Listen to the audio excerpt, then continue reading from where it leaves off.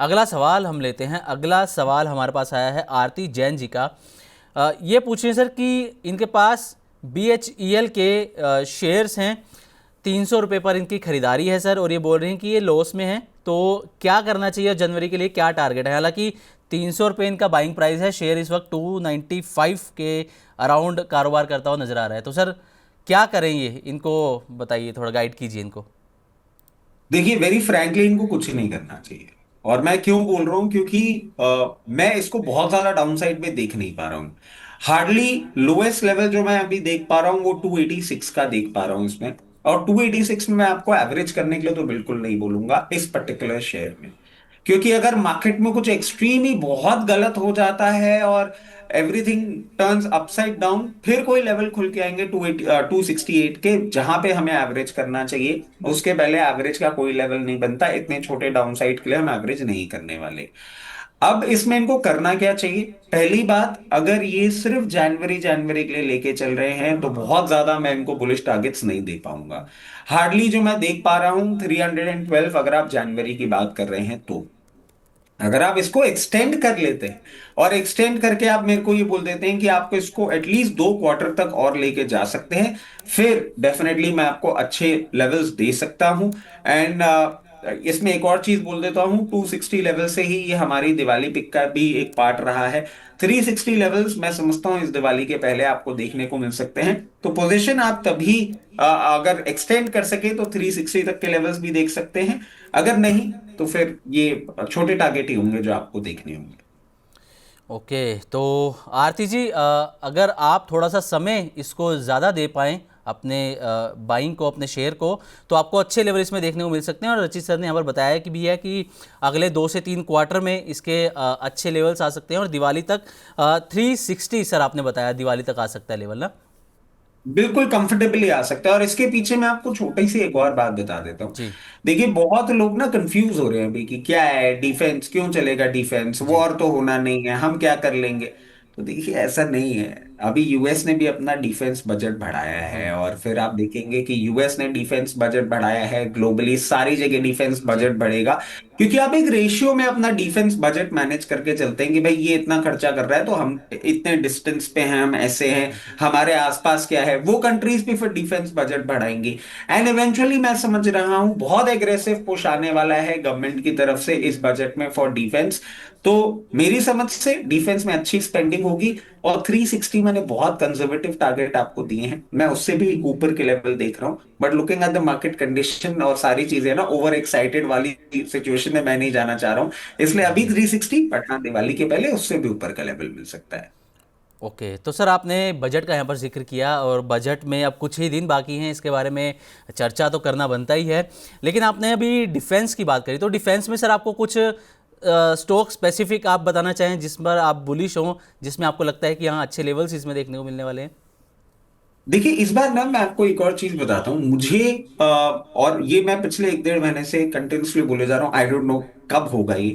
मेरे को ऐसा लग रहा है कंपनीज ना इस बार कैपेक्स करेंगी।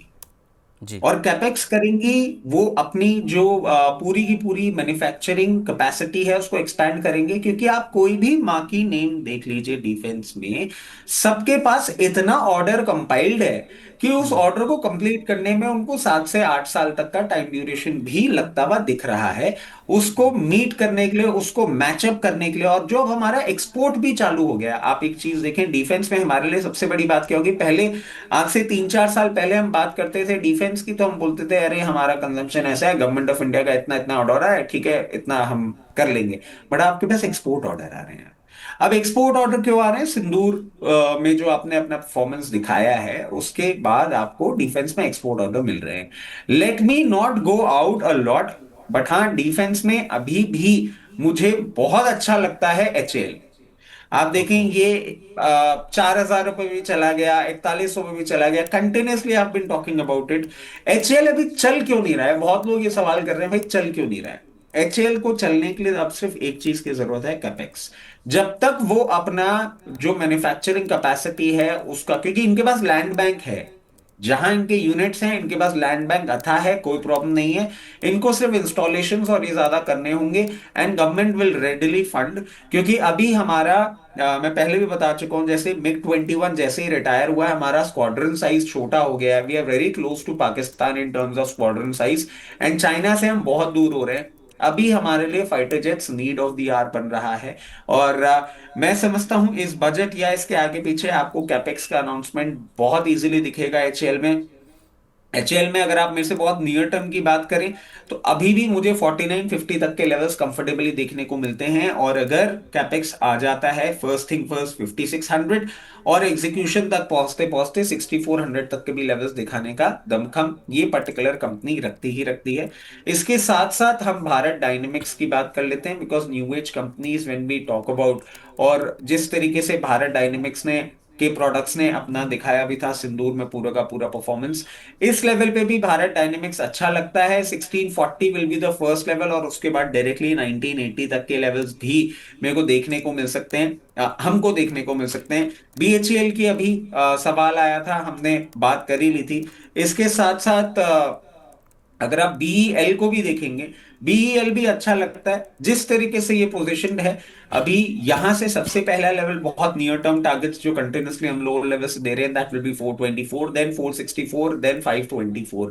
ये लेवल्स आपको बहुत कंफर्टेबली देखने को मिल सकते हैं। तो ये कुछ एक फ्रंट रनर्स हैं जो डिफेंस में मुझे बहुत अच्छे लगे।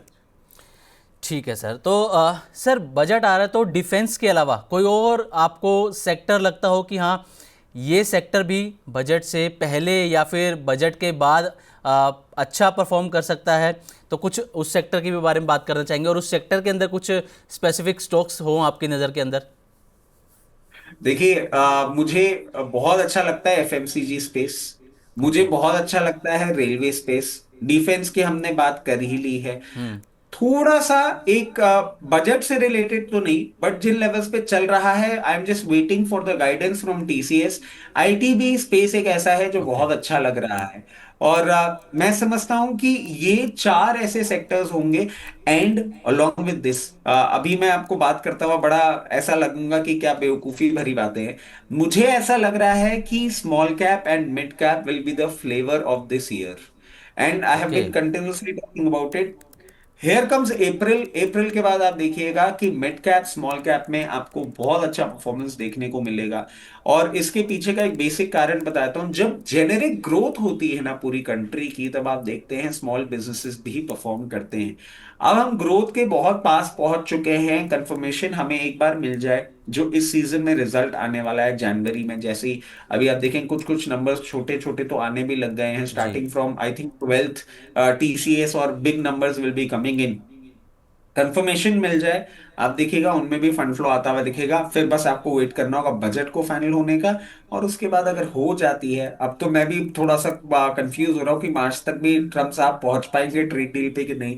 बट अगर मार्च वाला डेडलाइन ये कवर कर लेते हैं और पहुंच जाते हैं, तो अनसर्टेनिटी पूरी तरीके से खत्म हो जाएगी, और फिर स्मॉल कैप मिड कैप में भी बहुत अच्छा परफॉर्मेंस आपको देखने को मिलेगा। ओके ठीक है सर। तो इस साल हम मानकर चलें कि स्मॉल कैप और मिड कैप इंडेक्स अच्छा परफॉर्म कर सकते हैं, क्योंकि 2025 में तो स्मॉल कैप 7-7.5% का गिरावट उसमें रही है स्मॉल कैप के अंदर। मिड कैप भी कोई खास परफॉर्म मिड कैप ने नहीं किया।